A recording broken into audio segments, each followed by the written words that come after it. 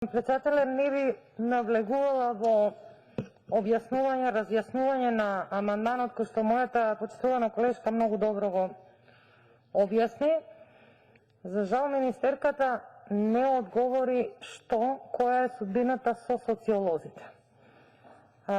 Нема да говориме дека ова законско решение нели старо од 2019 па некоја си реформа која што вие како министерка сте ја наследиле од некоја претходна министерка која што кажува дека има огромни реформи во социјалната сфера. И тука еве ќе се задржам, нека ценат и граѓаните и вработените во центрите за социјална работа колку ви се тие реформи и какви се и какви насоки добивале во текот на денот контрадикторни.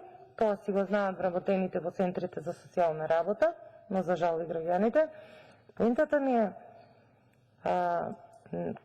што, како што кажа и колешката, што ќе работат социолозите во центрите за социјална работа и како може, кога нели најавувате реформи и се е под назнаката реформи, кога државата вложувала во вакви кадри, имаме кадри кои што работат долги години, тоа се веќе изградени кадри даватели на услуги, при промената на политиките да кажеме не, овој кадар не е добар и да применуваме, ајде еве, не сакам да го кажам, но така ми иде зборот политички реваншизам, во услови на економска криза, во услови на пандемија, легитимно е прашањето дали овие луѓе ќе останат без работа или не, кога секојдневно сме сведоци дека имаме голем број на луѓе кои што остануваат без работа. И да не, мислам да не мора да признаеме дека политичкиот реваншизам итекако е присутен.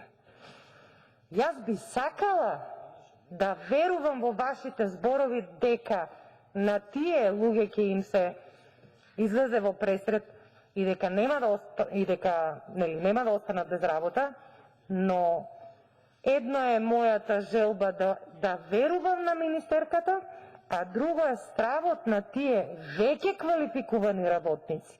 Значи не треба да си дозволиме да го обезвреднуваме нивниот труд на крајот на денот и вложувањата на државата во нивните капацитети како даватели на услуги во сите центри за социјална работа во Република Македонија. Кажавте и вие дека бројката е над 130, не знам колку, но на крајот на денот прашањето е тоа: дали овие луѓе ќе останат со работа и која ќе биде нивната судбина? И зошто овој профил? Јас говорам за профилот социолог, затоа што имам јавувања од профили социолози кои што навистина стравуваат за нивната работа. Тоа ми беше прашањето и на тоа сакам да се задржиме и навистина ми е жал што го одбивте овој амандман. Амандманот беше се со цел за решавање на судбината на овие профили и кадри во центрите за социјална работа. Благодарам.